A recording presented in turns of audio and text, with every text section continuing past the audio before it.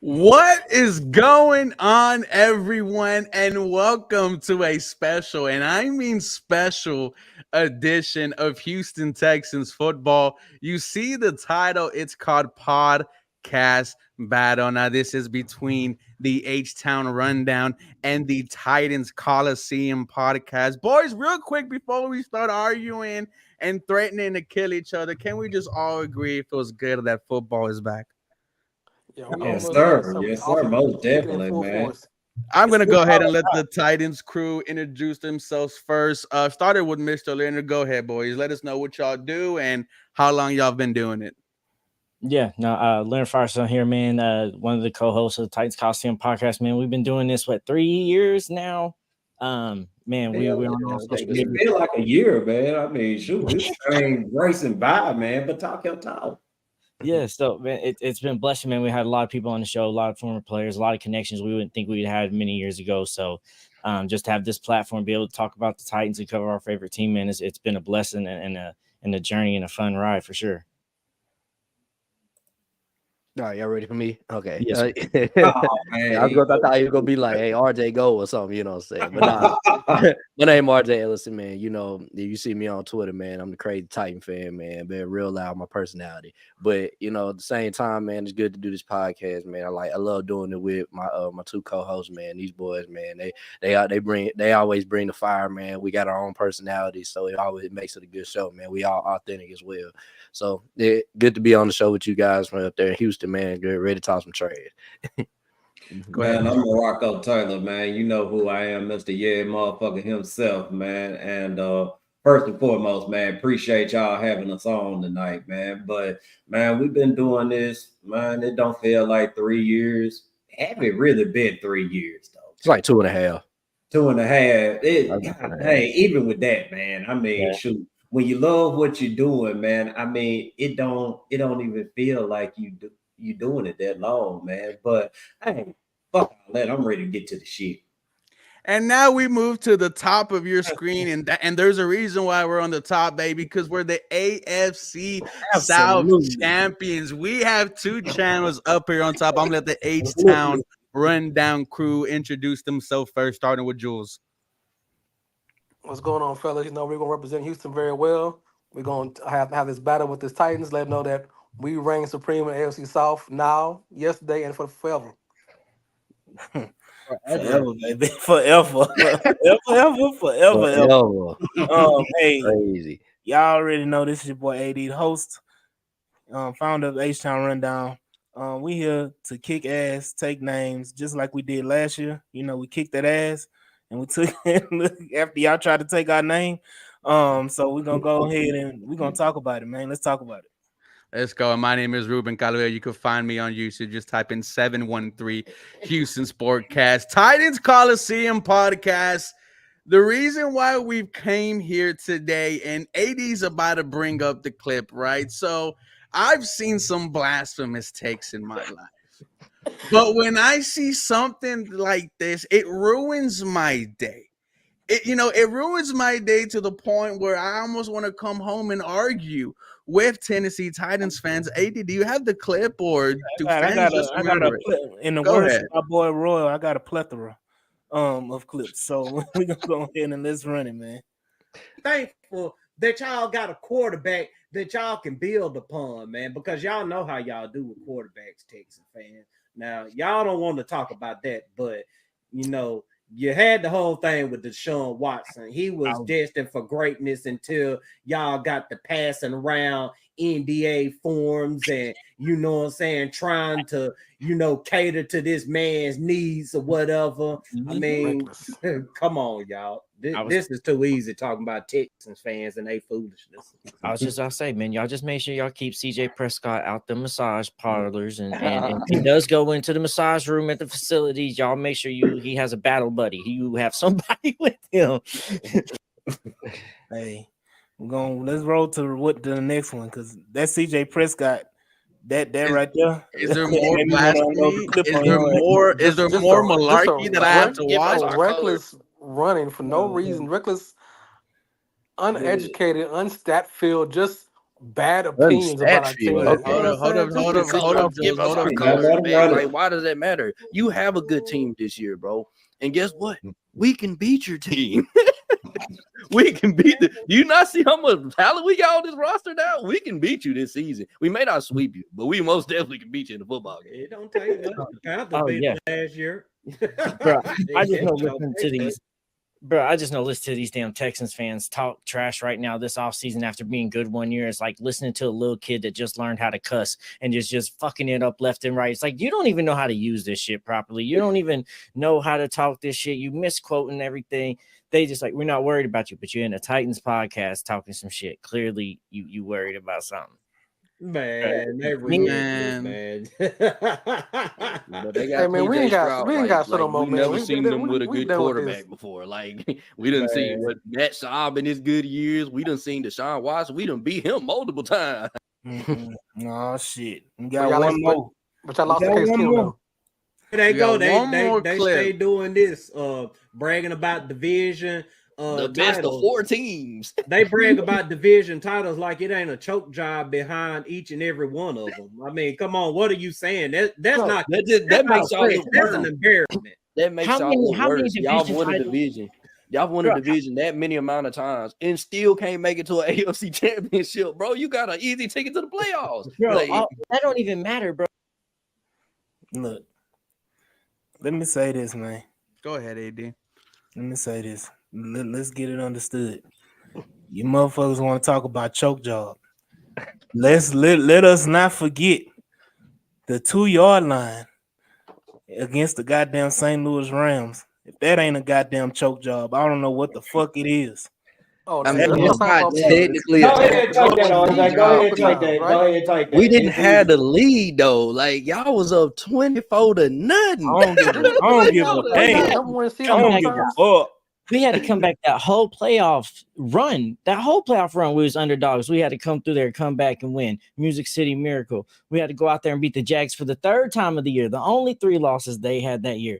Man, we had to go in there and then go play the greatest show on turf. And even then, Steve McNair was leading us to a comeback, and we're a half a yard short from being able to complete what we were supposed to do and make another comeback for 2 great epic comebacks in 1 playoff run. But That was the when y'all thing. number one seed a couple years ago, when y'all blown up everybody, y'all kind of choked that job off, having home field advantage, Yeah. right? Yeah, I I get mean, it. I get it on that. and- That's and- we did. And let's We- run down y'all we let's run screwed down that y'all up. quarterbacks that y'all had. Y'all wasted Vince Young because your coaching staff and your GM and your owner couldn't agree on what quarterback to pick because he wanted Matt Leinart, but the owner wanted Vince Young because he still wanted to be a Houston Oiler because his roots are still in Houston. So let's not dysfunction when you can't even pick a quarterback correctly. Is it really his roots in Houston, or is his roots with the Adams family who started the Houston Oilers? Houston didn't want Oilers. Y'all pushed this out. So you can't say the roots is in Houston. No one put no. He when went he was for the there money. for a Let's little not bit. let's get that straight. I'm glad we're here. The Houston fan base never got a choice to vote to keep our team here. Here we go He with the left for pride. money, but he still it had businesses and his home in Houston up until the day he died. Yeah, he had businesses in Tennessee as well, bro. He had businesses in his main Nashville. business was in Houston though. That's what his love was in Houston. But bro, I mean, he might love it, but y'all didn't give him what he wanted, so he did. The city didn't want to give them what they needed. They're renting a stadium. You can't rent a stadium. We got to have a stadium so we can get paid, so we can make this money, get our salary cap. You don't want to give us a stadium. Jerry what you do Jones with it? wants to be the only Texas team. He wants the Dallas Cowboys to be the only Texas team. Now realize, not only did they kick out the Houston Oilers out of Texas, they also kicked out the Dallas Texans, who are now the Kansas City Chiefs, where y'all got y'all's name from, where y'all asked Lamar hunting them so y'all could use the Texans name. That's where that all comes from.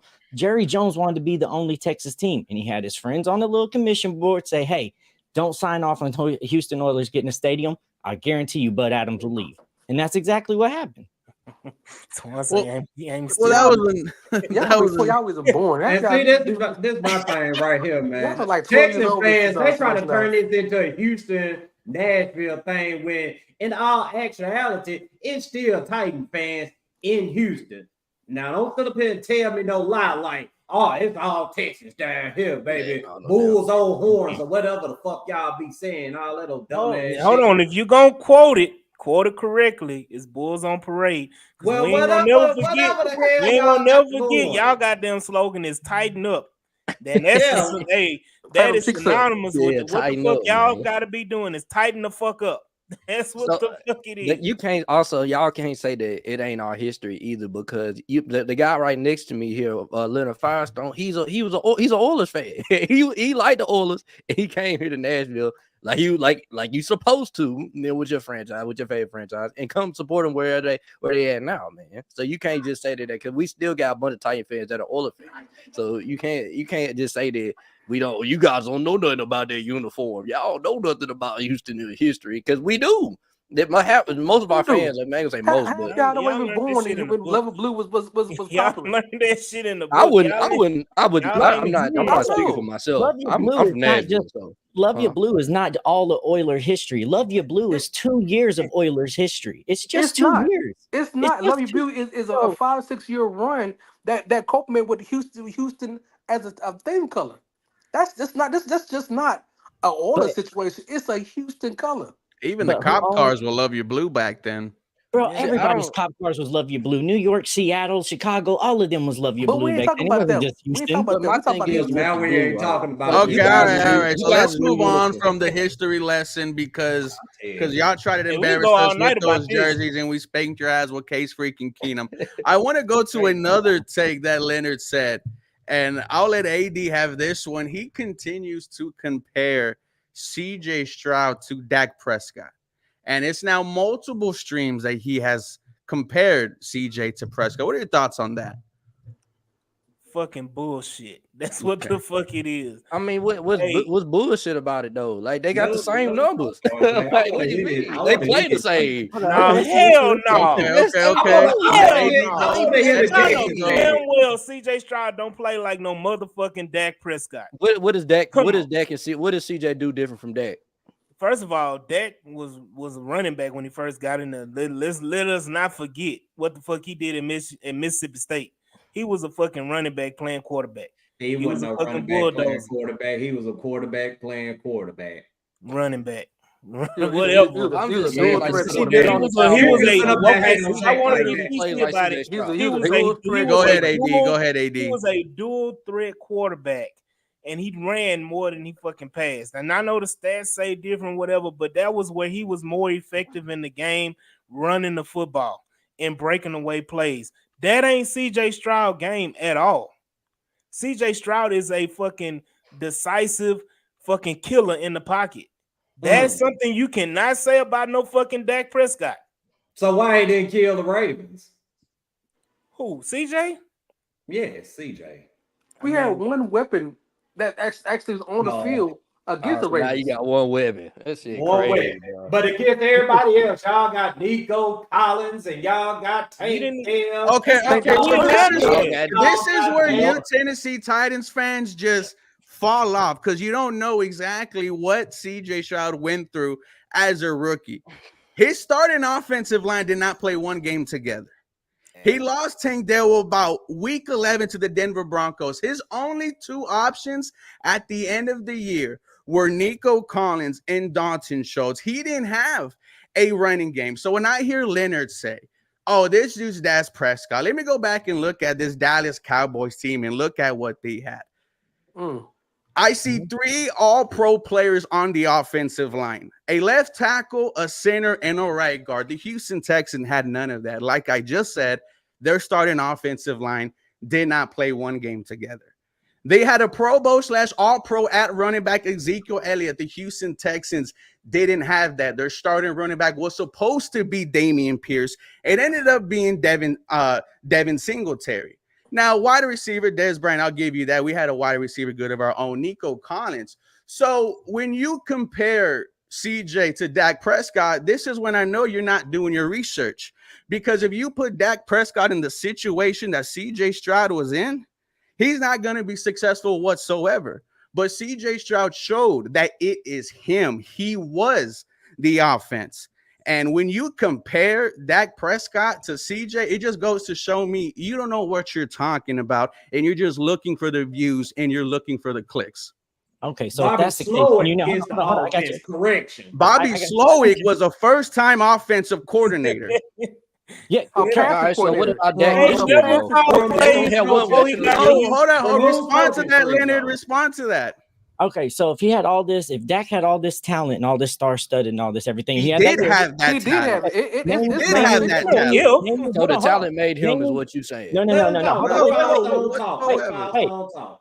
Name me what your receiver that had 1,000 yards. Dak's rookie year. Well, none Name of them one had wide 1,000 receiver that yards. had 1,000 yards. None. None of them had 1,000 yards. Correct. None of them had 1,000 yards. The closest dude was Cole Beasley with 833. Not even your dude out there with Des Bryant. It was Dak and it was Zeke running that all that year, and everybody got happy and got excited. Why? Because nobody knew how to prepare for Dak because he wasn't supposed to play. Nobody knew how to prepare for Zeke because they didn't know how he was going to play. Same thing with the Texans. Nobody knew how CJ was going to play. Nobody knew how Bobby Slowick's going to call offenses. He's never done that. We don't know how Miko Ryan is going to come out here and actually run a game. So you got to catch some people off guard. Year one, it's cool. You can catch some people off guard the same way Dak did, same way Dak almost had his little MVP run, same way Dak went and got offensive rookie of the year, same way Dak had almost nearly the same exact numbers as CJ Stroud has. See, there you go. There you go. Trying to throw that little slug in the hell But no. look, but you gotta look at that game. You gotta look at that game. You're missing the You point, gotta look at Leonard. You gotta look at the games. They Is play that he was very hindered similar. the entire rookie year, bro. The injuries at the O-line started all the way back in training camp. All of the Cowboys wide receivers played at least 13 games. All of the offensive line played at least 12 games together. You keep going to all what's around Dak. I'm talking about I'm sorry. the game that when Dak it's a has. rookie quarterback, say it this. matters what's around them. And what CJ Stroud showed is no matter what's around him, you keep talking about, I don't care about what's around them. They play very similar to the game, They bro. do not. They sit in the pocket. They need a perfect Dak pocket. don't sit in no damn pocket. Yes, he do. He do His sit in rookie the pocket. year, he What was do you not mean? sitting Let in me the finish. pocket. Hold Throws on. Let his me best finish, bro. interceptions in the pocket. Yes, he does. Yes, he does, bro. When Just Dak 'cause he is makes a bad very decisions is doesn't all mean about he's a pocket anticipation, bro. quarterback. Is that not CJ? Is CJ not an anticipation quarterback, bro? He's sitting in the pocket and throw with anticipation all game. Is that not what he does? When he gets pressure on him, his anticipation goes down, his accuracy goes down. Isn't that Dak Prescott? They do the same thing. It's not like I see. The thing is, y'all are from Texas, so you guys think that Dak Prescott sucks. So I don't think he sucks. I think he's a good No, I quarterback. don't think he sucks. but I don't No think you one can't said compare Dak him. Prescott. First of A lot all, of people, but a We're lot of going people off think of he what sucks. Leonard's Let's saying. get it straight. Let's get it straight. Our quarterback has Dak Prescott in his top 5. So obviously He has the I same wonder game. why, because he plays like him. He has to. hell no, that ain't why, man. That is absolutely not why. If you was like the guy you played like, would you want to put him in the top 5? Only thing he said, only thing he gives credit for Dak was his accuracy. That's probably the only thing you can say that CJ Dak ain't has. accurate. That's the crazy thing. Dak ain't say accurate. this, because this is the comment that has been said a lot about rookie seasons and all that bullshit. I don't want to hear nothing about that shit. Talking about, oh, you catching people off guard. You're not catching no motherfucking body off guard. Week 10, 12, 14, 15. Yes, you are. No, hell the fuck No, you you're not. No, you're not. Yes, you are. No, The you're not. Jaguars done it. Hold on. The Jaguars done it in 2022. I want to know how you catch The somebody off Jaguars guard. done it in 2022. They done it to a few teams. That's how they ended up. So why y'all couldn't do it last year? Y'all had a good quarterback. 17, 18 or whatever. We didn't have shit around him though. Like, what do you mean? And Dak did it his rookie year. You've seen people catch people off guard all year. It just happens because you didn't think that this was going to happen. In Dak's situation, you came in because Tony Romo got hurt. So a little different where, hey, CJ is a first rounder. He's going to start this year. It's different in that situation. But my comparison is, and yeah, they do play similar. Stroud's more a little bit athletic, got a little bit more speed on him. I don't think CJ is as reckless as Dak is with the ball. But when you look at their rookie years as of how they came into the league and what they did in the league the first year, you have to sit here and wonder if this is what's the best for CJ, like it was for Dak, and Dak's been trying to get back to rookie year ever since. He had all year that they took to figure him out, and then they figured him out, and he ain't been that same Dak since. I'm not getting how we're saying that CJ Stroud and Dak saying are similar is the dumbest thing ever heard. If you go back and look at CJ's rookie comparisons, NFL comparisons, I bet you Dak is gonna pop up on every single one of those. Joe Dak Burrow Prescott, pops up more Jared than- Goff, Jared Goff. them type of quarterback will pop Joe up. Burrow pops up more Bro than Dak Prescott comparison. did. Dak Prescott. he could be your fellow podcaster. I can't remember his name. I can't remember his name. But he even said if CJ, let me get it right. CJ Stroud goes out there and has Dak Prescott's rookie season, sign him up for it. I don't understand why y'all so triggered behind the Dak Prescott comparison. It's been going on. I think y'all just because Leonard is saying it as a negative when he makes his points. That's when he is saying it. Yeah, because my point is, Marco, your whole point's invalid when your co-host is over here is using that point as a negative. You can't say, why are you upset? He's comparing him to Dak Prescott when your co-host is saying it in a negative term. What are we talking about? Because what I asked was, all I did was, I didn't say he's going to be. I sparked the question: is he going to be CJ? Is he going to be Dak Prescott? Is CJ going to come out and have a sophomore slump, and his rookie year is going to be the best year he ever had? Because go pull up their numbers for rookie year in each, and I promise you, it's going to be mirrored. So the thought is, okay, you come in, are you going to be able to play once people have tape on you? We've seen several. What happen with Will Levis? Well, Will Levis has still got different things to figure out and a lot different than Oh my God. We don't get triggered when y'all tell us Will Levis. No, Will Levis is a second round pick. Go ahead. Go ahead. Will Levis is a second round pick. Will Levis is a guy that wasn't supposed to be coming into a start of a situation. He started 8 games. We all knew coming in, Will Levis was going to be a work in progress type of QB. He wasn't a QB that you drafted and put in year one. We knew that, okay, if you got the coaching staff around him, this is a guy you got to develop. This ain't a guy that's ready to start day one. We knew that, and we still know that Will Levis is still a develop.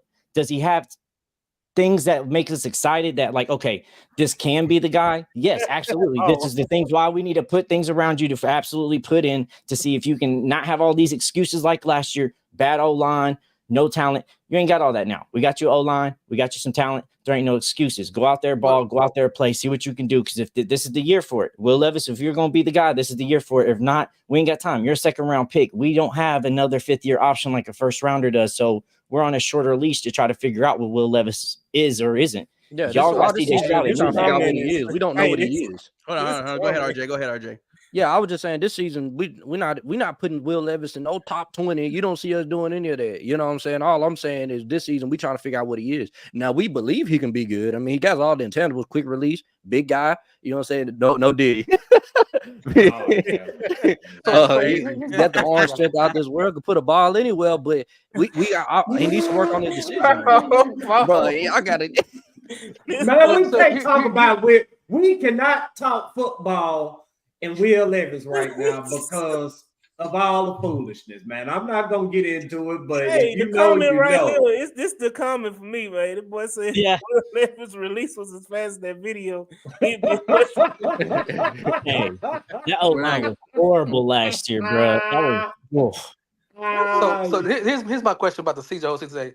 CJ had unproven weapons in the start of the season because actually they said that we had the worst receiving core. The worst roster. The worst option for a quarterback. Everybody who was drafting for the year before 2024, they had the Cardinals having back-to-back top 3 picks because that's how bad of a roster we had.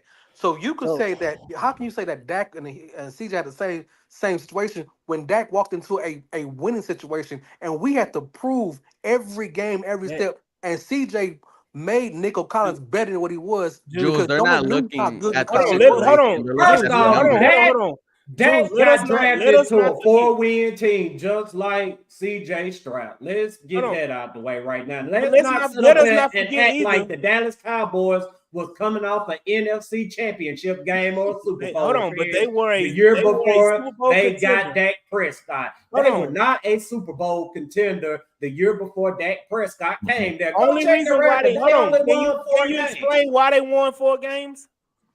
Yeah, Who well, got Tony hurt? Romo got hurt, right? Romo That was got the Exactly. first. Because Romo got hurt. Romo got Exactly. hurt. Because Romo And got the hurt. only reason why Dak Prescott even played is because So it just takes a Romo was quarterback fine. to be good. And So that, Dak led that team from 4 So, wins to hold then on, the hold next on, year Fire. he If led the whole Dallas Romo would Cowboys have with played, the if Romo would have played, you not telling me that team would have done just as good or even better? nah, no. they wouldn't have. They wouldn't have won. That's They wouldn't have won. They wouldn't have been number one in the That's NFC. Romo was on the They wouldn't have been number decline. one in the NFC.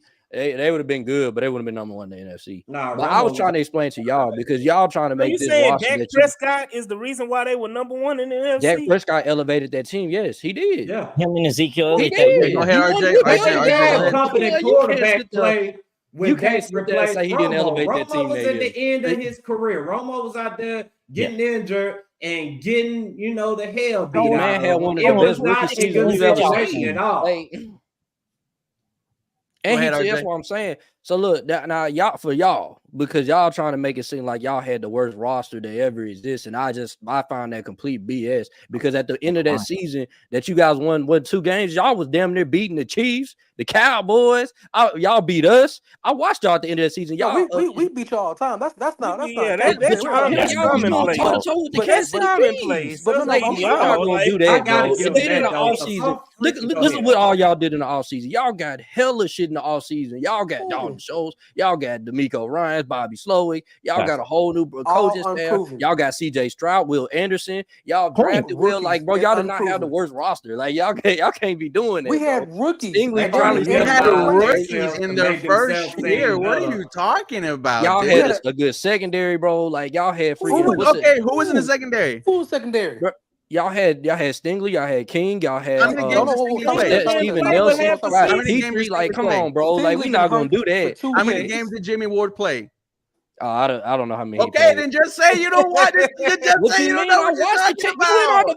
division. What do you mean? Like, just say you don't know what you're talking Even about. How though do I they not know what I'm secondary talking bad, about? we So them not other gonna players sit I up named here wasn't good. and discredit And this is what Stingley, Jules and was we So ain't them gonna other sit up players here I and named wasn't discredit good. King. Ward played 10 games and only finished 3. So CJ made all that defense play good. That's what you trying to The tell me. defense was bad all last The year. defense was not the I best wanna- last year. I want y'all to talk about Nico Collins. It was for a good, Y'all second. but defense it wasn't was good not the last year, best. bro. It was hold on.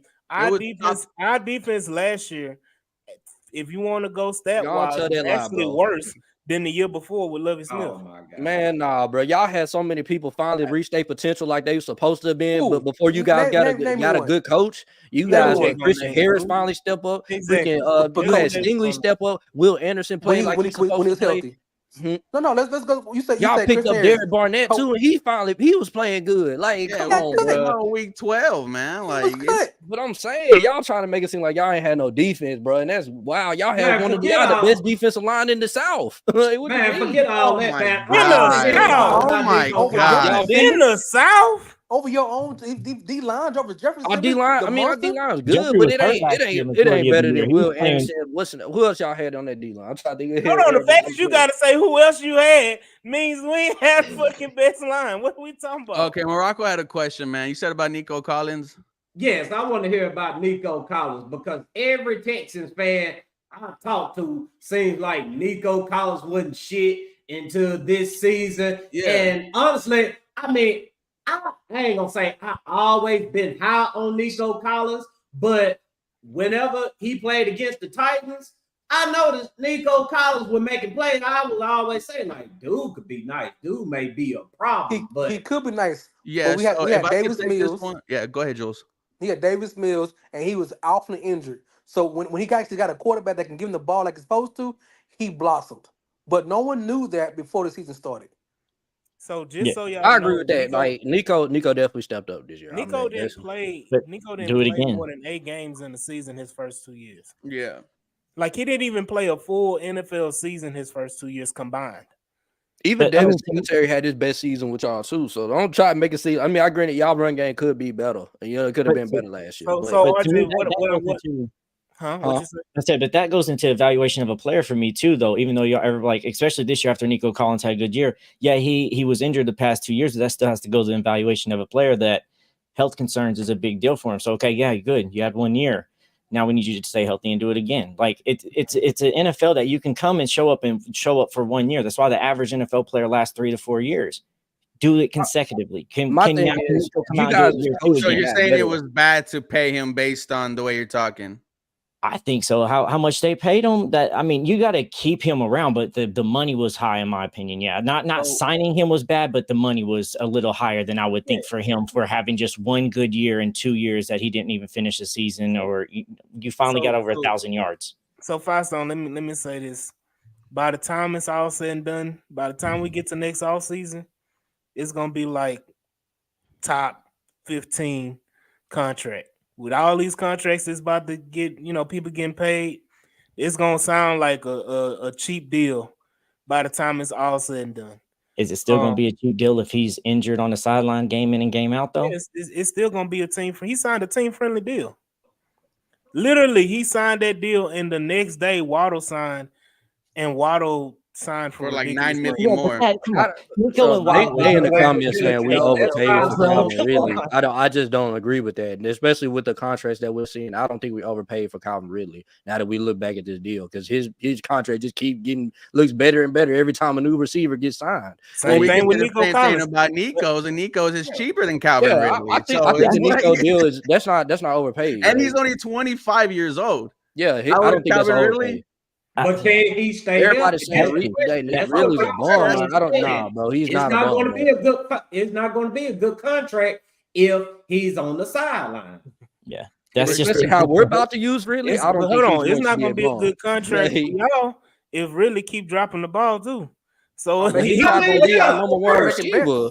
We're not denying that. They got to come out here and perform. Y'all the ones that denying it. He's got to be available for that contract. No one's denying nothing. You just started off this argument by saying fans were saying Nico Collins was trash. So it's like, well, y'all was like, I've been in y'all's spaces every now and then. This is before you. I'm just going off of your argument, Morocco. Like Nico Collins, his first 2 years were not good. Like AD said, he didn't play 1 full season combined, but there was moments where he flashed you like he could potentially be a guy. And I think there was that ex-Packers quarterback who now does TikTok and Instagram, and he had a tryout with the Houston Texans, and he said like he remembered Nico just consistently making plays throughout the practice, and when he finally got a quarterback, dude, you saw his full potential, and that was a dude who almost had 1,300 yards and 8 touchdowns, and that was with Tank Dell being down, with Noah Brown and his other partners being down. Nico Collins really stepped up, that week 17 game against the Colts to win the division. It was 130 plus yards. Mm-hmm. Like this dude, we saw him blossom throughout the season. And also, like RJ mentioned earlier, Christian Harris at the beginning of the season was benched a couple of times. And towards the last month of the season, he looked like a pretty good football player for you. So I mean, go ahead. No, there was something that RJ said earlier. He talked about all these different players that have come to Houston and have blossomed and done well. So it's only happened this year, man. So you basically saying that players should come to Houston because that's where you go and you have your best ballers when you play for the Houston Texans, right? I say that. That's what you said, right? I don't think you guys' roster was as bad as they made it seem. Their roster was not as bad. You guys upgraded your coaching. And your coaching made these players better and made them reach their potential that they already was supposed to. But it was an unknown with a rookie quarterback and a rookie OC. And I get that. But y'all trying to say that these players just suck, and they didn't suck, bro. They just wasn't reaching their potential. That's all that was. Let me clarify amongst Houston Texans fans. We only had one major debate amongst our own selves about who sucked on our roster, and it was one person, and it was goddamn Davis Mills. That's the only motherfucker, and that's why that's the only motherfucker that we said sucked, and he's proven that he sucked.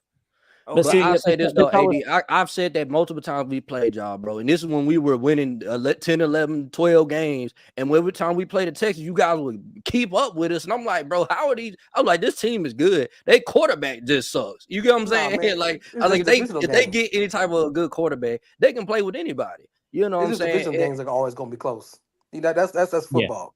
I mean, you can say that when Davis the way Mills we was played, busting, we were busting teams up, bro. And y'all were keeping up with us. I was like, man, how? Yeah, man, we could go We know blow a we team what out to by do. 21 1 week and then Derrick play Henry was running for next week 200 and be on in the y'all, bro, and shootout. y'all was still with us. Like we Listen. was like, how, bro? Like because you had Ryan Tannehill. That's why y'all couldn't do anything because y'all had Ryan Tannehill, ex quarterback. But if the year Davis Mills was a starter and the year we got now, we have completely changed over the whole defense. There's probably 2 or 3 people that's holdovers since then.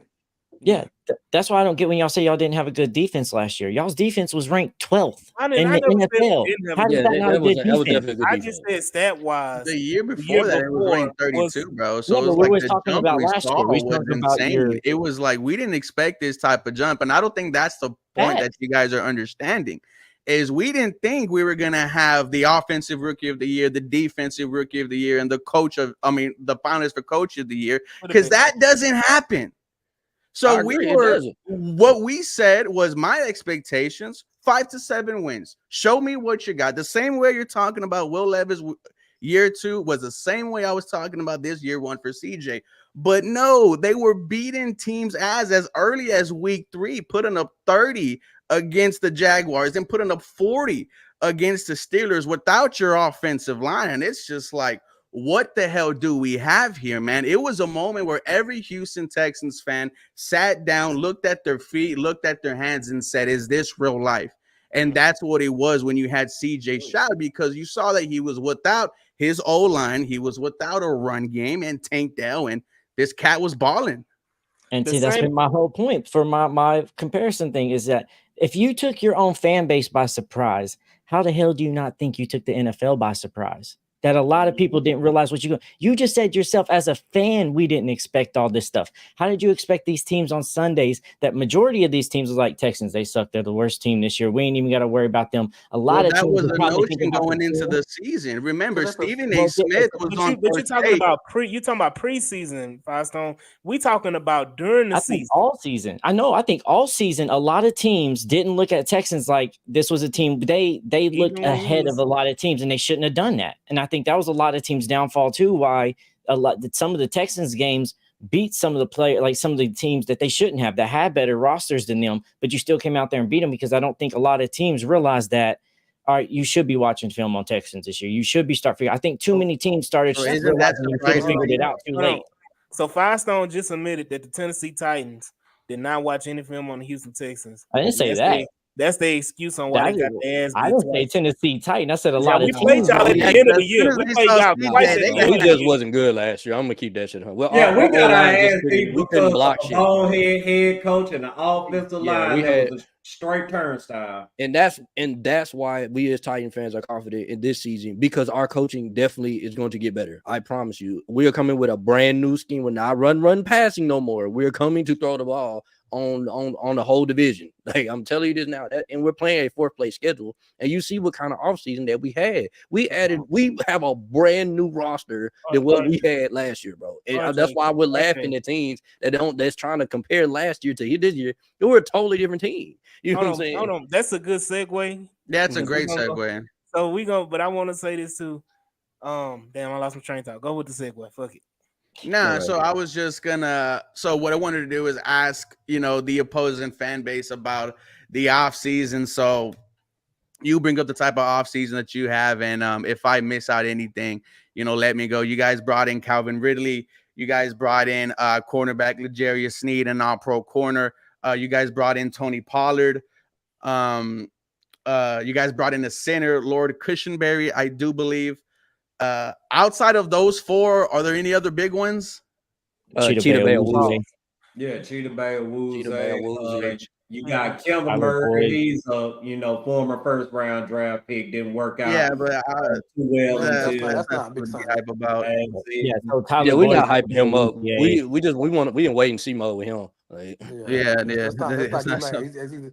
that he was a big transaction. Tyler I Boyd. mean, but if you want to count the draft, I mean, we brought Latham, T'Vondre Sweat, we brought in Cedric Gray. I think those 3 guys will start this year. You know what I'm saying? So we brought in 3 day 1 starters in the first 3 rounds. So I think we had a pretty good draft. I'm not gonna sit there and say it's the best draft. Like, I'll probably put top 15. Was you know what I'm Lathan saying? y'all's pick, or was it the guy No. from Joe Alt? Notre Dame. So this was my thing. So Latham was my favorite lineman out of all of this, but I wanted Joe Alt because I trusted him at left tackle. I didn't know if Latham could play left tackle. I thought he was just strictly right tackle. Then I talked, obviously I'm a Tennessee Vols fan, so I talked to Bama fans all the time.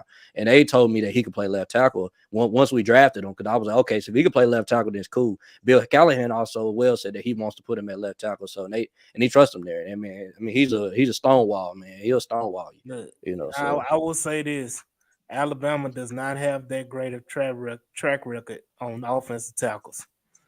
The last few I don't know. years, Latham is totally different, man.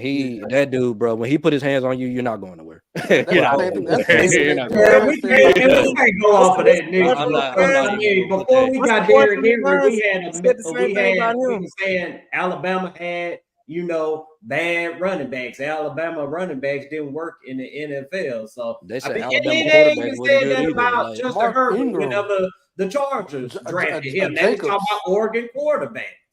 Yeah, but also like Latham with the IMG too. Let's not just make him an Alabama guy. And this is too a big factor here. Bill Callahan is there. He's done this many times with several other players that was right tackles, moved to left tackle. So it's not just J.C. Latham going to a Mike Vrabel Titans team. This is J.C. Latham going to a new team with one of the best O-line coaches in the NFL that has done this 3 times already. NFL Moved the history. guy from right to left tackle and turned him into all-pro. And what makes y'all so excited in y'all's coaching staff? The experience, man. It's a different culture and vibe. And then if you sit down and just listen to them, how they talk football, they don't only talk football and articulate it very well. They talk about it in a way that makes you want to sit there and listen to them too. And that's what makes a lot of good coaches. Look at their track records. I mean, you look at Brian Callahan. He's been around some of the best quarterbacks we've ever seen. Joe Burrow, Peyton Manning. He's been around Derek Carr. He's also been around Matthew Stafford. And he knows how to deal with these type of personalities. You look at Denard Wilson. Denard Wilson went to Philly before they had when they had one of the worst secondaries in the league, and he turned that into a top 5 secondary. He left Philly. Yeah, that was the year they went to Super Bowl. He left Philly the next year to go to the Ravens. The Ravens at that time had one of the worst secondaries in the league. They went to top 5. And then the Philadelphia secondary went back down, and they were trashed this season, which is crazy. The only thing that changed was him. You get what I'm saying? So he's our defensive coordinator. He specializes in DBs. So and you look at our DB room. Our DB room has potential to be top 5 in the league. I will give y'all that. Y'all DB room has improved significantly. With Ladarius Sneed and Awuzie and all those guys. So and so what I don't want us to brush past this comment RJ just made about goddamn Derek Carr being a great quarterback. How you gonna say Peyton Manning when he was there, he was good. When he was there, he was good. He but now you can't sit up here and list all these other quarterbacks and then trying to slide Derek Carr. You could have skipped Derek Carr. Derek Carr's best years was with him. Wasn't there also, man, Bill Callahan, he's one of the greatest O-line coaches ever. It ain't just he ain't just in the NFL, it's ever. He's in the top. He's got to be. He done had the Cowboys O-line right, the Redskins O-line right. You feel the Cleveland Browns O-line. You remember they O-line been good for God knows how long. Bro, I promise you, just go watch and listen to Denard Wilson on defense. Listen to him talk. I promise you, he will be a head coach in the next couple of years. He won't be a Tennessee Titans defensive coordinator for long. He will be a head coach here soon. Just go listen to him talk ball, and I promise you'll just be sitting there mesmerized at how this dude can articulate and talk about football. I feel you because we got 2 in the chamber. We got 2 head coaches on the offensive side. With Sloyd gonna get a head coaching job after this season, and then we got Gerard Johnson. Who's the quarterback coach, who's going to be probably head coach in the next 2 years.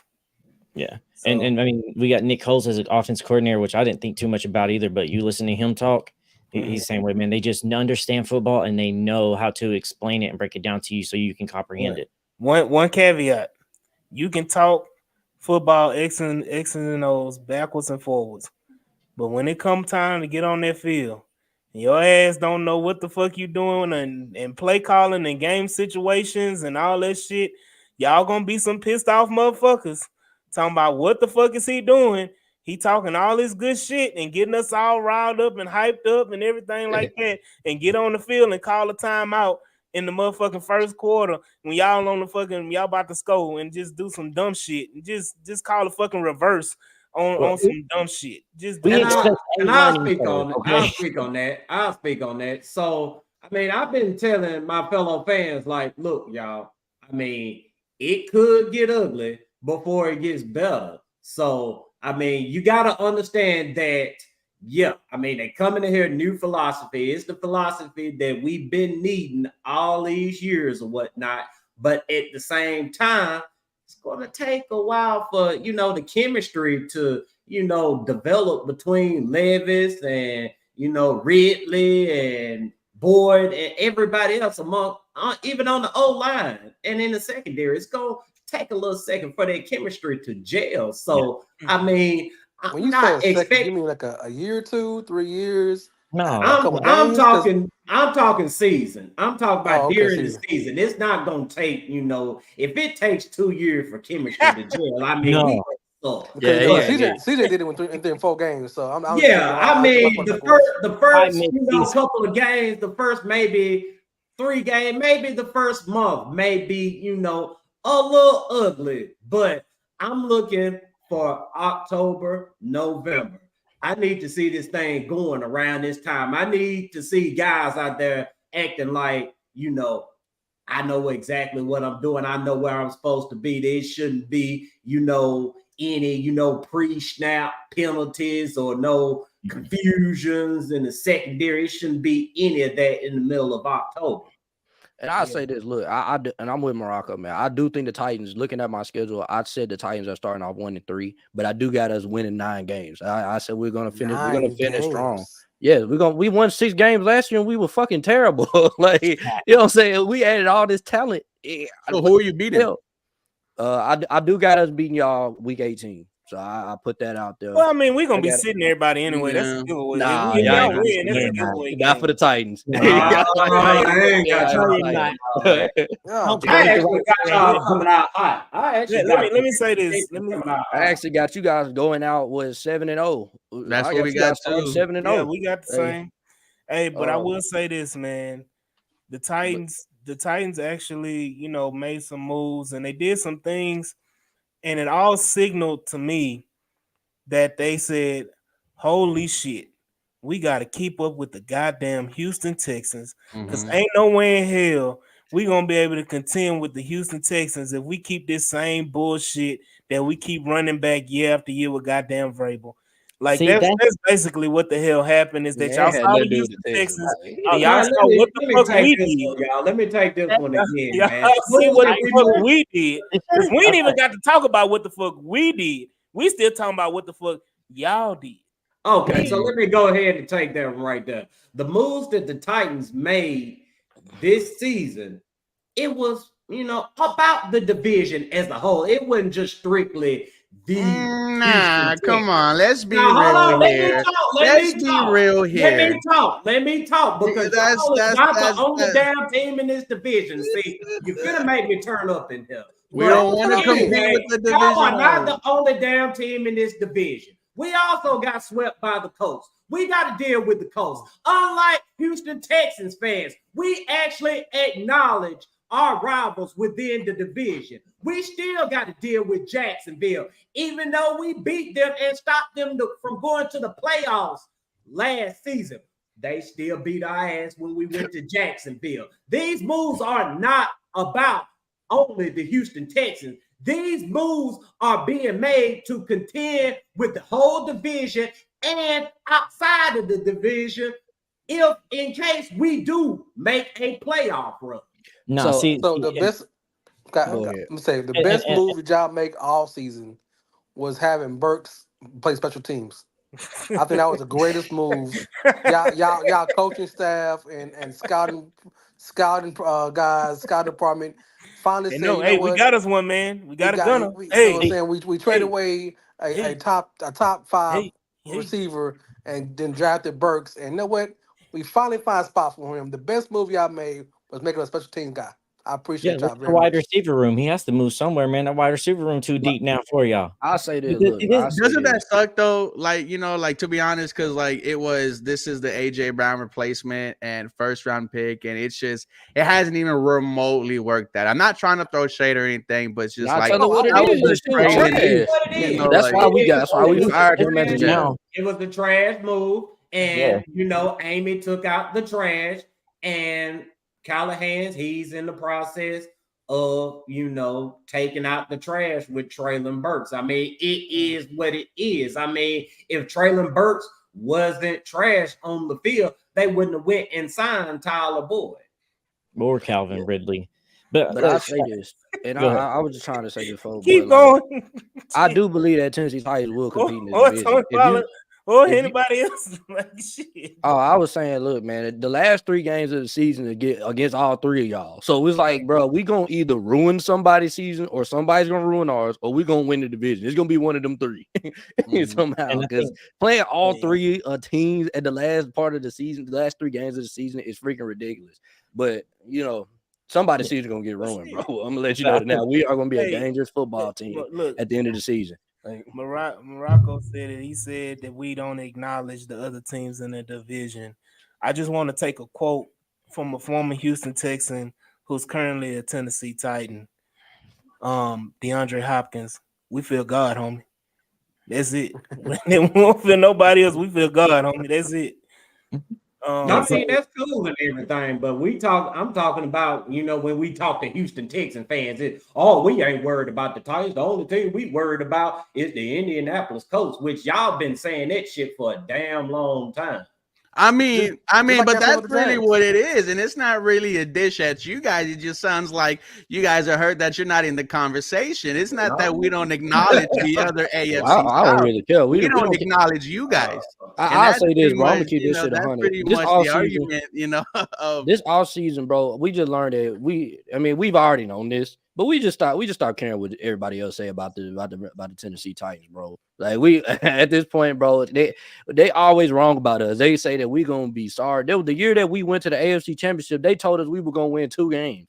I mean, we won 9 games with the sorry Mariota, the Tennessee Titans, where we only threw the ball to Delaney Walker every other play. So I don't understand, if that team can win 9 games, why can't this one? You get what I'm saying? Why can't this one? I feel you. I feel the confidence in your voice. I hear it. You got a little extra in it when you saying that. But this comment is truly true because both our franchises have felt the wrath of the Patriot way and how it will decimate your organization and your franchise and set you back. So yeah, we understand. Y'all was in that Patriot way. We Mode. learned it was just the Brady way. It wasn't Patriots. Yeah, right. It's freaking Brady, man. I mean, Belichick, he kept the thing going for as long as he could, but man, look, it's the quarterback-driven league. Yeah. And y'all got Will Levis. Yeah, we got Will Levis. Y'all ain't seen nothing yet. We'll see. Look, We'll man, see. I get the Will Levis jokes. We seen all we didn't want to see. Okay. Yeah, we took the Will Levis jokes, man, and you guys, granted, you have the right to talk about Will Levis. You have the best quarterback in the division. But at the same time, man, if you can't acknowledge that boy got talent, bro, I don't even talk football with you. You know what I'm saying? Will Levis got talent, but RJ, let us not forget, before the season and before the draft, nigga, you was anti motherfucking Will Levis. you was on hey, dude, you're wrong for that. Twitter. You're wrong for that. Hey, you Bro, was up there saying you lie. was talking king cash shit. No, I don't want no goddamn Will Levis on my team. Yeah, we gotta eat that one. Yeah, with Will Levis. We all gotta eat that one. Was that the entire podcast or just RJ? That was the entire yeah, bro. Every gotta eat that game, one. pretty much that. Because you gotta think about most of us are Tennessee ball fans, so it's like we seen him. He was at Kentucky. He played Tennessee, and probably in Kentucky's biggest game of the season always involves. So, like, man, he went out there and he played horrible. That was one of the worst performances I've seen from a quarterback.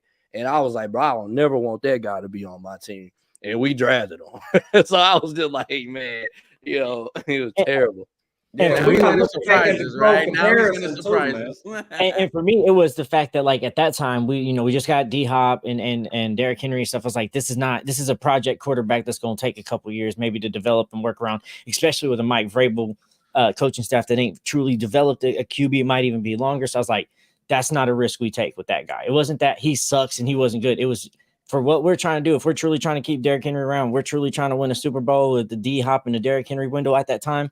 Will Levis is not the guy we go after at that point in time. That's too much of a project quarterback. By the time he's ready to do what we need him to do, is probably going to be the end of the Derrick Henry era. And point blank, it is. I mean, somebody in the comments said that did I want Stroud? Hell yeah, I want Stroud is a good quarter. I don't think Stroud is trash. Like we're not on this show talking about Stroud is garbage. I just think that my God. It was insinuated. Oh man, It was I never said he was insinuated. garbage. I said I basically said on here that I think that Dak Prescott is a good quarterback. I just think that he plays for the Cowboys, so his brand looks bad because he plays for the Cowboys. Like you feel me? Because he always better if you play for the Cowboys. Huh? Yeah, that's the true. brand. If playing for the Cowboys make your brand better. What we talking about? Nah, bro. He got so You many put haters. that It don't make star any on. sense. So everybody nitpicks every little seem part of his different. game. Just like the Yankees. You put them stripes on the Yankees, you play better. You are better because you play for the Yankees. Just like the Dallas Star. The Dallas Star makes you That's look called better. the higher expectation. Now Because we when talking you about play football. for the Nah, bro. Cowboys, So we not gonna act you like are so. America's team. So and Jules, people look was at you Tony different. Romo a good quarterback for the Dallas Cowboys? Was he good? He was good. So because when he was a quarterback, bro, he used to get roasted all the time, bro. Mark used to say he Sanchez. Let us not sucked. forget the reason why he got. Sanchez, Hold on. Do everything. you want to The go back reason to the why he got Seattle game? roasted He's a was choker. choking in the big beginning. moments. He was choking, man. He'll get you there, but he'll choke I it mean, it's the away same at way the with end. Dak. He the same. This the same Hold thing, on, I'm bro. gonna paint the Every picture, time. man. I'm gonna paint the picture, man. I'm gonna paint the picture by Tony Romo, man. Tony Romo was the guy in high school that had all the fresh J's, had all of the fucking look, I'm aging myself. I'm about to say Carcanot jeans, all that. He had all of that shit on. He had all this good shit on, and the motherfucker had the baddest bitch in. I'm sorry, all the females. I had the baddest bitch in the school. They gonna say it again. Took her to prom, got her to the hotel room, and nutted before he even got in the goddamn pussy. That's what the fuck Tony Romo is, okay? That's what the fuck Tony Romo is. He can get you there. This analogy. He ain't gonna never finish. He ain't gonna never finish the job, okay? Man, it sounds like CJ Stroud. Yeah. After 1 year. If anybody nothing quick is goddamn Will Levis after 1 year. What do you mean? I mean, y'all, he Man, I can't ain't even had that discussion about Levis, man. But yeah, I get your point, man. I mean, they good in the regular season, but in the playoffs, man, they find a way to screw up. So I got a question for y'all. So how does the roster stack up between, in y'all opinion, the Texans and Hold the on, Titans? Jules, before we even go into that, we didn't even get to talk our shit about what the fuck we did. Well, we spent a whole 20 that was minutes. my question. We That was spent a my whole question. 20 Y'all minutes do your talking about thing, the man. goddamn Titans and them adding Sneed and Calvin Ridley and all of them Cushionberry, all them motherfuckers. You want to They name playing down their catch up. whole goddamn free agent list, and ain't nobody gonna say shit about what the Texans did. Because they playing catch up. We ain't got to go take level. They We big brothers right now. All right. So here's what the Houston Texans did. They were the first team, Titans Coliseum podcast in NFL history, to add a 1,000-yard receiver, a 1,000-yard rusher, and a player with double-digit sacks. Now, they added two of those because it wasn't only Danielle Hunter, but it was Danico Autry as well. We got Joe Mixon. We got Stephon Diggs. We got Azeez Al-Shaair from you guys. Thank you very much. He sounds very happy to be here, and it sounded like he really liked his time in Tennessee. I wish I didn't do this is the best offseason the Houston Texans have ever had. So I want to, your guys' thoughts on it and how you think your offseason compares to what we had. Well, it sounds to me like the Houston Texans got a bunch of guys going on injury reserve. I mean, Wow. I say this. God truth, man. I mean, it looks good on paper, but we know Danielle Hunter. He struggles with staying healthy. 16 and a half sacks, and he has not missed a game in the past 3 years. What are you talking about? Man, look, man. What are you talking about? Man, look, man. How many games mixing? What are we talking about? Dude has struggled with staying healthy in his career. Mixon. The man sat out for Mixon COVID. What we Mixon, he gets banged up as well. I mean, let's keep it real. I mean, it looks good on paper, and we ain't even gonna get into the whole. He missed 2020 with a neck injury. Yeah. We ain't even gonna get into Stephen Diggs and everything that's going to go wrong with that, because I'm telling you, CJ Stroud running around here talking tough or whatever. I'm gonna see how tough he gonna talk when Stephon Diggs snap on him for not getting him the football. You know what's He also had a torn pec in 2021 as well, so like he's definitely been hurt. You know who gonna have CJ back? Past 2 years, 17 I highly games. paid left tackle. Past 2 years, double-digit sacks. Gonna be so high. He ain't gonna be giving a damn about that shit. When last time he high? Half your guys. Y'all get I'm gonna keep this shit 100 with y'all, bro. The only thing that we lost from us this season that's really gonna that we just know where we're gonna go replace is Danico Autry. But I will say this though, you guys do not have Jeffrey Simmons on your team, so I don't know how Danico Autry is gonna do with you guys. I think he's a really good player. I think he probably gonna get about 8-9 sacks with y'all. You know what I'm saying? And I think that definitely helps y'all. 8 or 9 sacks, I'll take that any day. I don't think he's gonna get 11. He ain't gonna get up there, but he'll get 8 or 9. And even I'm not asking been for 11 the for last him. I couple of think years with your two edge rushers, what happened, Marco? And even Autry, he been banged up for us for the last couple of years. Now, granted, he, what I'm saying, he, got his numbers in. He's still productive and everything, but he's definitely on the back end of his career. Aziz to me is a replaceable player. We could find a Aziz anywhere. We've y'all had sound like bitter linebackers. ex-girlfirls, man. Y'all sound it like is. So you want me to tell you the linebackers we've had before Aziz that's better than him? Like I feel like Rashawn Evans to me was better than him. David Long was better than him. Jayon Brown was better than him. You know what I'm saying? I can keep going. I mean, the Titans have had linebackers. Wasn't Aziz Al-Shaair your franchise leader in tackles last year? All right, but let's break that down fully. He can't like, he plays clean and it up. was his first starting year after 4 years of being behind. You have to look how long the Titans defense was on the field, though, too. I mean, you can't go without mentioning that. He'll probably be good with y'all because he'd be y'all number 2 middle linebacker. I think that y'all help. I want to disrespect somebody. Deion Hunter can't stay healthy. We can all pull up stats. He missed 7 games 1 year. Ever since then, for 5 years, he hasn't missed a game. What are we talking about? He had 17 games, 17 starts. 17 games, 7 starts. He missed one season for 7 games. The season before that, he was 16 for 16. The season before that, he was 16 for 16. The season before that, he was 16-16. What are we talking about here, fellas? I mean, I know it's the battle, but let's bring the facts with it. So I'm looking in the comments about Aziz can't cover. Aziz can't cover. He can't. I'm just letting y'all know we're not asking Aziz to cover shit. Yeah, that's not what he's so here for. Like, that's not like. I mean, it's the same thing with us. We're not asking. What's the name? The guy, Kenneth Murray. We're not asking him to. We that's what we got Cedric Gray for. We got Cedric Gray do all that covering.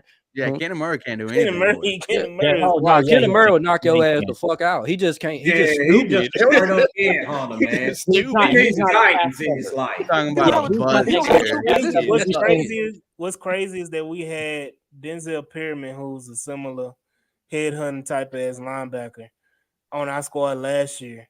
And I can only imagine that if y'all saying that about Kenneth Murray, they had him and Kenneth Murray were on the same damn linebacker core with the Chargers.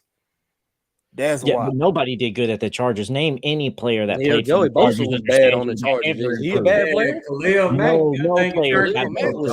Chargers. I mean, but Shazier just plays cleanup. Like, go watch some tape. He's there to be the extra guy on tackles and stuff. So he does that. But if you put him in pass cover, he's gonna get burnt. If he comes and has to cover that running back on a little swing route, he's gonna get burnt as well. So he is your only type of guy that's gonna play cleanup. And sometimes he doesn't always hit the right holes when he's coming in on the run game too. But he's that guy that is gonna play cleanup. So he's gonna get tackles. Yeah, he's gonna get tackles, but he also gonna burn you in some situations that a linebacker should handle in some pass coverages in some easy zones. Yeah, it's like AD said. We just don't expect. Y'all not gonna escape past our audition and say we got injury reserve and things like that shit gonna slide. That's just ridiculous. That's just hate. Offseason, it matches y'all, if not better than y'all. I got a legit serious question for y'all about y'all's off seasons. Like, I honestly want to know how y'all feel about the Stephon Diggs deal. So for me, second round pick, and then you get him, and then you waive his contract, but then you front load all the money for his contract. So you still basically paying him, but you ain't got the years for it, right? Yeah, no. So we did that as a courtesy to Stephon Diggs. And it benefits us as well because it frees up cap space going forward for us. But as far as the Stephon Diggs trade itself, I have no issue with it. I think the biggest thing was we needed more weapons for CJ. And you do that by any means possible. I think anytime you have your franchise quarterback, you do your best to surround him with as much weapons as possible. And you look what leads to success when you do that. I mean, we look at Cincinnati, what the hell they did when they surrounded Joe Burrow with fucking 3 receivers and tight end and running backs and everything like that. They just didn't have the offensive line, whereas we have that. So you want to make CJ as comfortable as possible. And I'm be honest, these dudes are CJ guys, man. CJ Stroud is, I said it on our own podcast before, CJ Stroud has that LeBron effect right now. Now, I ain't talking about the LeBron that's with the Lakers now. They got them hiring JJ Redick and all that bullshit and about to draft Bronny. We ain't talking about that LeBron. We talking about the LeBron effect in Miami, where you bring the people with you and you take your team to the fucking Super Bowl. So my thing goes, I agree with that, but then why wouldn't you want the years on his contract? Or if you do waive all that and void all that, why wouldn't you just go ahead and sign an extension? Because from the outside, it kind of feels like Dig was looking for any team that would sign him, void his contract, and then he's going to go off to Kansas City next year. That's what it feels like. Because if I'm right, you're right. I agree with you. If you got CJ Stroud, you need to get weapons around him.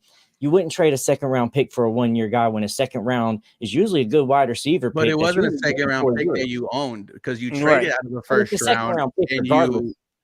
But it goes back to what AD said is that you're gearing up. And even if it's just for one season, man, you're trying to get to places you never gone before. We've never gone to an AFC championship or a Super Bowl. So if that's what it takes to bring a 4-time Pro Bowler, an All-Pro, a superstar caliber wide receiver, then I'm going to go ahead and do that because I still have money in the offseason. I still have my second, third, and I still have all my picks. So this was a luxury move for the Houston Texans. And if it wasn't Stephon Diggs, it probably would have been Keenan Allen, which we almost got until the Chargers just decided to send him somewhere else. It was a move that you just did for your quarterback, man.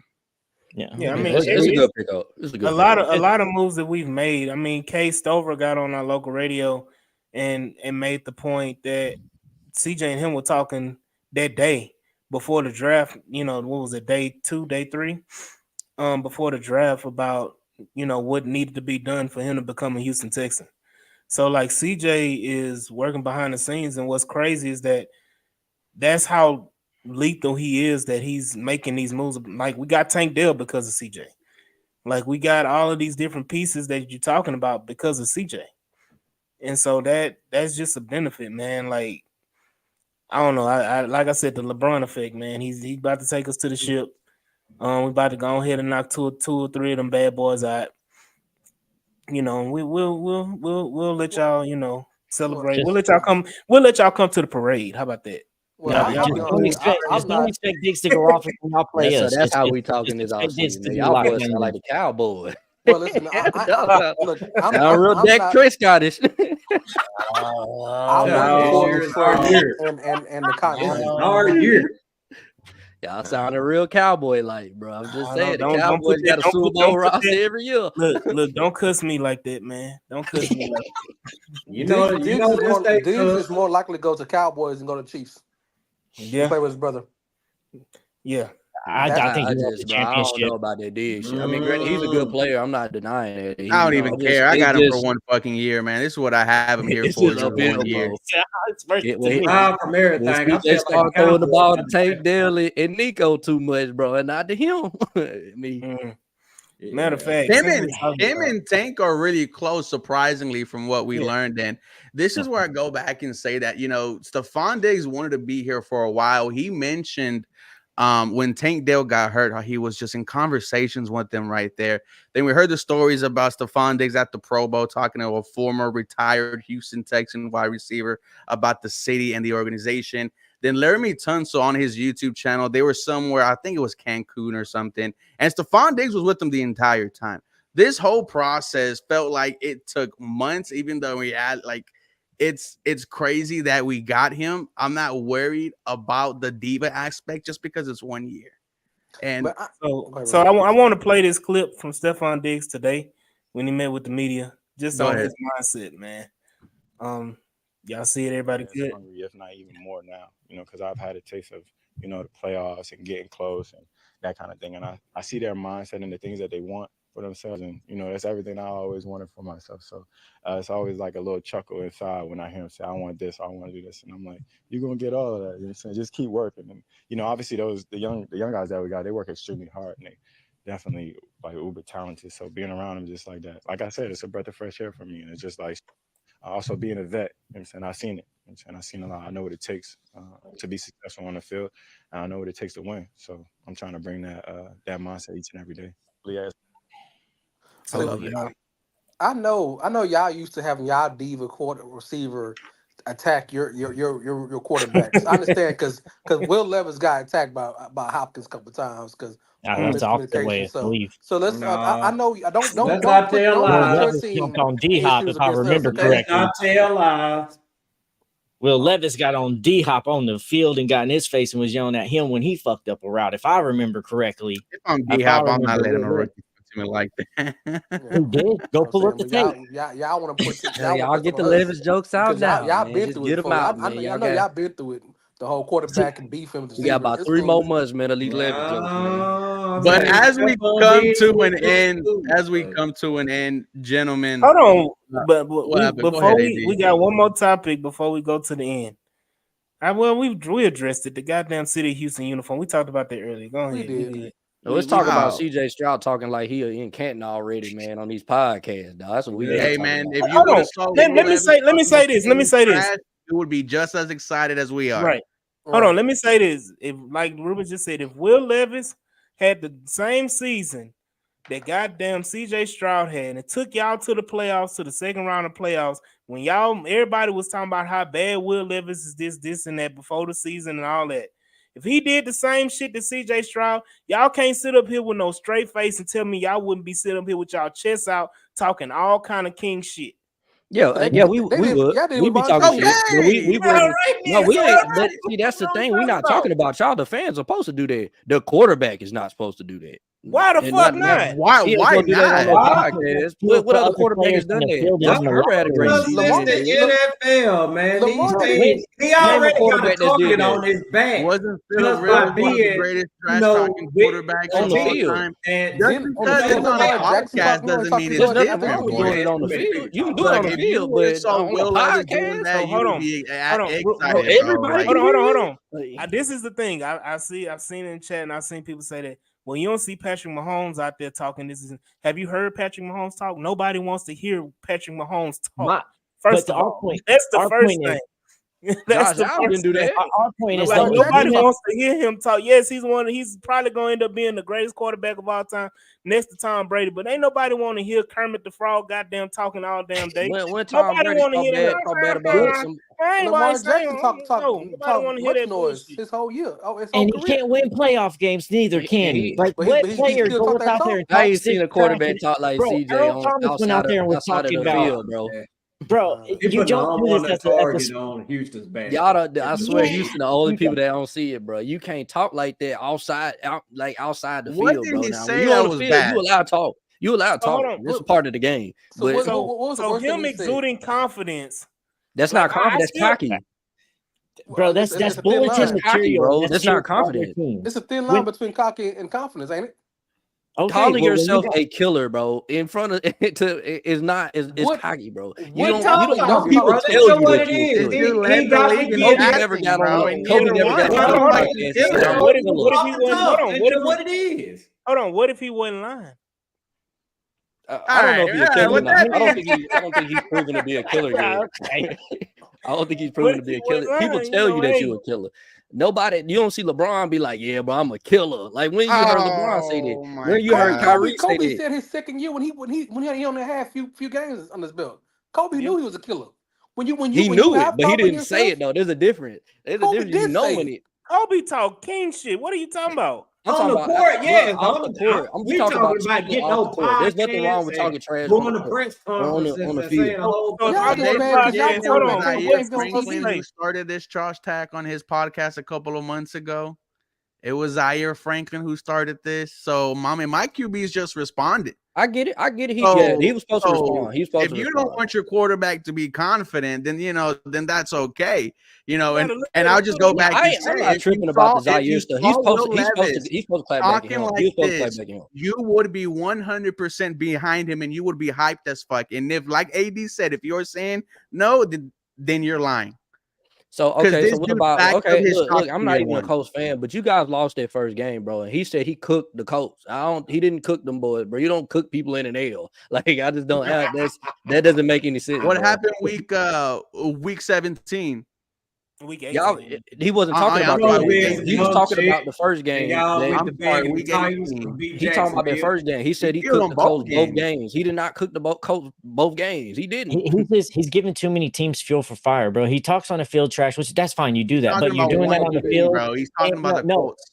He's talking about a lot of things on these podcasts and everything, and he's putting his rankings out there and everything. He said he's a top quarterback. He put that out there, bro. Hold on. I need y'all to explain outside of the Indianapolis Colts. Who has he shit talked or who has he like really talked the Cowboys bad shit about it? There's been a lot of players that came out. He said Cowboys versus Leonard. Bro, I can't pull them up. I wasn't knowing you gonna pull their names up right here. Like I remember everybody's quote of every name, but I'll pull them and send them to y'all for y'all. So many multiple people have said that like CJ's is one of the biggest trash talkers on that field. He talks and he talks and he's so many people have him marked on the board coming up this next year. And you just when an athlete ever usually says something like this, it bites them in the ass. When Earl Thomas talked about nobody wants to tackle Derrick Henry, I'll go tackle him. He turned his ass around and made him go block for him. And there's been other situations outside of that have several happened before, where not even just NFL basketball too, where players say some shit, then they got to eat the fucking words because they got too confident talking shit on a mic and gave the other team bulletin board when material. You guys said Will Levis wasn't going to be it.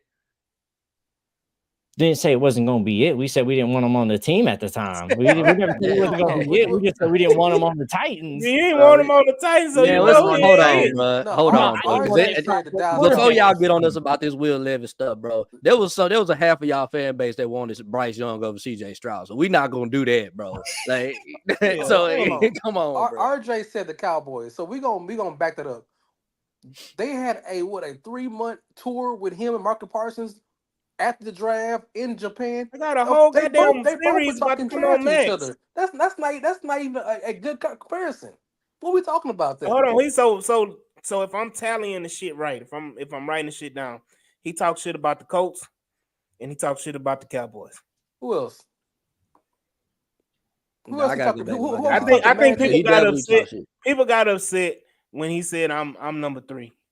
And then just disregard the whole fact that he was saying, based on last year's play, I felt like I was the 3rd best quarterback in the league. I think too is the fact that like a lot of veterans are going to take insult to that too. I don't think that's something y'all's not realizing too, is that a rookie QB that in 1 year is now talking about he's a top 3 guy and putting himself above these other guys and talking about how he's done all this and cooked all these or cooked this team, and he's talking real reckless out here. You already got to get a wake up moment to the NFL. You're just saying too many things that veterans are like, hey, young man, you doing too much. You talking too much shit. We need to bring you back down to this level of field. Now, can he step up and be like, this is who I am? Maybe. But now that's the obstacle that's in front of him now. Just same thing as I say. Now don't be Dak Prescott. Go into year 2, do it again. But if you go into year 2 and start falling off in year 3, and then you keep trying to chase your rookie year like Dak does, then that's when you start turning into Dak as well. It's not saying this is what he's going to be. This is what year 2 is for you. It's prove a year now. You did it year 1. Do it year 2. You're talking a lot of trash in the offseason. Now back it up. This is what you got to do. Can you do it? That's what every. Like y'all feel it's ruffled. That's but all. But what's crazy is that you say that about every player, especially not just quarterback position, but just any position. if a running back has 1,000 yards his rookie year, okay, I need to see you do it again. Facts. If a DN has 10 sacks his rookie year, okay, I need to see you repeat it. Like that to me, that's common stance. That's commonplace. Yes, he has to do it again, but we are more confident that he will do it again. Then Yeah, that's you have the fine. right to There's be nothing wrong with confident. you having You have confidence. that You're a right. fan. You man. got out there playing. You feel me? We just I saying. mean, but he out there playing and he out there saying, "Hey, I'm confident that I can do this shit again because that's who I am." Nah, I'm but just all saying, that we y'all all are with not that, seeing but what his you gotta confidence. like he said in understand the is Gilly, You not seeing his confidence. in the Gilly podcast, he said, "I've been doing this shit and I've been doing this same shit, killing it when nobody expected me to be who I am since high school." not for long. NFL. Oh, All okay. right, That's Vince what I Young. got to say about that. Okay, Vince Young. All right, Vince Young. All right, Nah, AD, you look, I ready? think that CJ is gonna be a good quarterback. I'm just saying that, bro. He is. I just saying I've seen some cockiness with dude, bro, and it doesn't. It's not a good look, bro. Especially if he doesn't live up to these expectations that he's putting on himself. That's I all I'm understand. saying. his job is That's already all We I'm hard. saying. understand. Y'all haven't seen a good quarterback in years, so we understand. Y'all since Seen y'all a had good a warm quarterback. moon. Tannehill was good. Y'all ain't Y'all seen a ain't quarterback. hold on. Pause. Everybody watches Fuck it. that. Hit it off. Fuck all He's a this good shit. quarterback. Y'all ain't had no fucking good quarterback since Steve goddamn McNair. Steve was So great, we not understand. good. Yeah, Who? we ain't gonna do that. Whatever. But Y'all That ain't Tannehill was good for us. y'all So ain't you even so compare. Tannehill Tannehill was wasn't not good, bro. good. Tannehill was a Tannehill game was manager good. when Derrick Henry hand the ball Tannehill off. had a better season in And then what 2020 happened when than Derrick Henry freaking got hurt previous that season. year? Hey, Derrick Stroud, Henry what are you came talking back. Talking about? about All the Tannehill. years they were looking What at did you say, Derrick RJ? Henry. And In y'all college, talked away. hold on, Jules. In college, our quarterbacks coach beat Tannehill out and made him have to play receiver.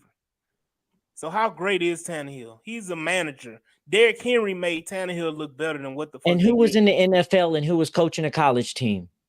That lets you know who's better right there. You said he was coaching a college team and this guy was in the NFL. That lets you know right there who was better. The guy in the he ain't NFL. he coaching the NFL team. How about that?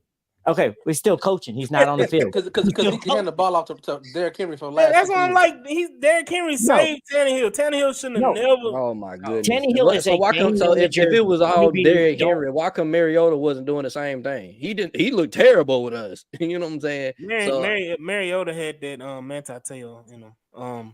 No quarterback looked good until Ryan Tannehill became the quarterback. Like sooner or later, y'all got to realize Tannehill was And just y'all good. and y'all talked to the way every year with the No, so-called good quarterback and an all-star running back. What are you talking about? Tannehill Y'all was talking about we If y'all talked Tannehill away was drafted by the first Tennessee place Titans, he would defense. look way better than what he did his whole career. I and promise. the I fact put that that on he bounced everything. back from the He ACL just surgery was and on the injury wrong better than team. him. Oh Jesus! They Nah, was niggas trying to stupid. put him in a spread No, offense. not That's making not who excuses. he He is. bounced back from that, and don't forget too, he had Landry. Somebody said who we only ruined. had We did not 1,000 ruin yards, and Mariota. he was with Jules. Tannehill as well. Jules, the fact that we got these boys on here caping for goddamn Ryan Tannehill At and all Marcus quarterbacks. Mariota and all this other bullshit quarterbacks that they done had. We done with this discussion and that argument. Because if that's what they argument, that's what they coming with, we've already won and we've already seen the light. So what we gonna do is we gonna talk about something that we both can agree on as Texan fans and Titan fans, is that them goddamn sorry ass Jaguars and them goddamn sorry doo-doo ass Colts, we can both agree that we gonna beat the fuck out of both of them this year. I got us Titans finish the second in the division. So yes, I think that the Jags are the worst team in the division. They didn't get any better. I don't understand why they so hype. They didn't get any better. The Colts didn't get any better either. They didn't fix their They secondary. didn't do shit. They didn't do nothing. Shit. They did They ain't do absolutely nothing. nothing. No. And then Like, you saw, I think today too, it looked like AR was getting a little hurt in practice too. I think it was either today or yesterday that they was watching him and had him stop throwing too. So, bro, they might be even longer out than they're expecting too if AR can't get healthy. Bro, they had a clip AR of too AR. busy. AR too busy becoming a Kappa and getting tattoos and rapping and shit. That's being on Pat McAfee. Yeah, that's his focus. Is Man, they had a clip of trying the to make throwing the albums. ball AR-15 to they got to register his arm because it's so high, and the pass was 5 yards short. So what's the point having a big arm and you can't throw the ball to the receiver? The accuracy matters. That power ain't shit if you ain't got accuracy, huh? Right. Look, I said it before the draft. I say these motherfuckers want this quarterback because he run fast, he jump high, and he throw far. He don't do shit. He don't do shit else about the quarterback position. He can't do nothing else. He can't fucking throw accurate balls. The motherfucking has horrible decision making. Like let's not forget, man. Like They we overhype get all the hype dude, about bro. this But I think he goddamn. could be good. If he reaches his potential, he's probably the best quarterback in the division. But he has to reach it, bro. He ain't You know what gonna I'm saying? he ain't gonna touch it, brother. Like it ain't in him. It ain't in him, man. Like nah. I didn't see it at Florida. He didn't have it in ain't do- Florida. So what makes you think he gonna have it in the league? First of 'cause all, people want to blame the coach, but Yeah. Go ahead. No, I was just saying, look who their owner is. It's Irsay. He sat there on one of his little party nights, like, look, he has all the traits we can't teach him. We can teach him the other shit. We can teach him. No, bro. Yes. Jaguar, man, I can't wait till they pay Trevor Lawrence, bro. I cannot wait. Boy, I can't wait for that shit. Please pay this man. Yeah, I don't get the hype behind do everybody in the division a favor and give them that good old $50-some million a year contract. Go ahead and do us all a favor. And goddamn that what they call it, bleach blonde, bad built, bush body ass goddamn quarterback. That's what the fuck they got with Trevor Lawrence. Okay, they're gonna have to get him the Blake Bortles contract, man, so they can get up out of it in a couple of years. He got to get that damn New York Giants quarterback. I can't think of his name. Daniel Jones money. That's what he's gonna get. He's gonna get his Daniel Jones contract, and a year later they're gonna be regretting it, just like New York is. I want to get the Pat Mahomes that guarantee $500 million for 10 years. That's what I want to have. Lock him down for 10 years. $500 million. Shit, they ain't even got to pay him like that, man, because we already know how the Jaguars do, man. I mean, they come up out the hole for a season or two, and then they go right back in the hole for another 10 seasons. So, I mean, it don't matter how much they pay Trevor Lawrence, man. They're going to be right back in the dumpster. They're not good. I don't understand what everybody's so hype about with them, man. They just blows my mind, man. And the Colts, they just can't get out of their own way. That's their problem, man. I mean, the Colts been stuck in the same place since what, 2018 or whatever. They just, you know what I'm saying, right there, you know, in the middle. Can't get worse, can't get better, just stuck right there. I mean, they in a real purgatory, man, with quarterback. And the Colts had one of the best old lines in the South for so long too, and still couldn't do shit with it when they had Quentin Nelson and all that shit. Multiple years. So I remember the day Luck retired, dude. I was just like, I was like, what? Who you telling, bro? I was like, we're about to fucking run the AFC South. Boys, man, this was fire. Yeah, good show, man. Yeah, everything all good, man. We gotta get y'all boys on our show, man. You talk in front of the Titan fan. See what y'all got to say. Absolutely, that'll be fun. Yeah, we're gonna be there. All it takes is one word, man. I'm there. Yeah, man. Get Royal. This time, hopefully Royal. Everything work out Royal, man. Man. Shout out to him. I hope he feel better, man. You know. Yeah. And before we go, I want y'all to look down there at the bottom.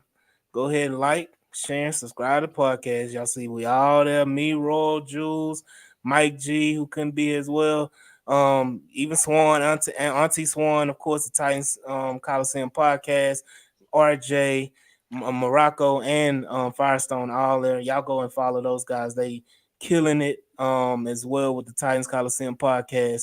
I'm talking about doing numbers, man, doing numbers and doing great things over there. Appreciate y'all coming through. Appreciate y'all showing up and showing love. And you know, at the end of the day, man, we can beef about our teams, but you know, we cool. What happened? Oh, I was like, I thought you was pointing the finger, Jules. I was like, what the hell going on? I'm trying to bring peace and tranquility in the podcast, and y'all about to point the finger. I'm like, nah, brother, nah. But shout out to y'all, man, and y'all keep doing what y'all doing. And of course, y'all always got support over here with the H-Town Rundown. So, you know, keep doing what y'all doing, man, and thank y'all again. For sure. Appreciate you. How often do you guys post content? Well, we go live 2 times a week, and then we stay posting shorts every single day and reels every day. And like do it, baby. Yes, sir. How you do it? Yeah, man. Yeah, So man. I see a lot of Texas fans. They be in the comments talking about, man, all you guys do is post text and stuff. But we don't talk about y'all that damn. But y'all, but hey, we just be having these hot takes when it come to y'all, bro. And it's like it gets blown up out of proportion. All they do is talk about us. Like, I'm gonna tell you how it starts. It Man, starts it with was- Texas fans coming in they come to our show. or whatever. I mean, we could be having a discussion about the freaking Bengals or somebody, man, anybody. But then we get a Texas fan come in here and say, whatever, and we try to. I they try get to pretty bad. not to acknowledge it, but I ain't gonna put no directions or whatever. But somebody can't control themselves, so yeah, man, they come on our show ride. telling us, man, Nell was trash. Give us back our team. Y'all suck. Hey, You know what I'm saying? And we got look. Let me say this on the H-Town rundown. Say it with your chest. Go ahead and call them out. We don't hold no we don't hold shit back. So if you want to call them motherfucker out, call them out. No. Oh no, man! You got to do it now. Don't insinuate and tease us and this and that and say, "Nah, I need to see the motherfucker that talk the shit." But I ain't finna turn nobody. I ain't gonna put him out there like that, man. We seen him on here. We seen him on this show. We're like, I ain't gonna put him out there. You go take the Rain Carthon approach. I see. We're gonna talk about it, but not name drop. Okay, I see. I see what we're doing today. AD, where can the people find your latest work? Of course, right here on the H-Town Rundown podcast. Of course, y'all see it at the bottom at the H-Town Rundown on Twitter, the H-Town Rundown podcast on Instagram, and the H-Town Rundown podcast on Facebook as well. So y'all go ahead and hit that subscribe button, like, share, and subscribe, and get us up. And shout out to the 460 plus people watching us live, man. Hell yeah. And then with me, guys, you can just find me on YouTube. Just type in 713 Houston Sportcast as we try to get to 13,000 subscribers by the start of the season. This was fun. I cannot wait to do it again. AD, thank you for letting me kind of be the moderator, and I had to step in. But guys, thank y'all so much for being a part of today's episode. And I'm going to ask the 400 plus people to do me a favor, man, that is have a real blessed rest of your night. Hey, we'll see y'all on the next episode, man. Peace.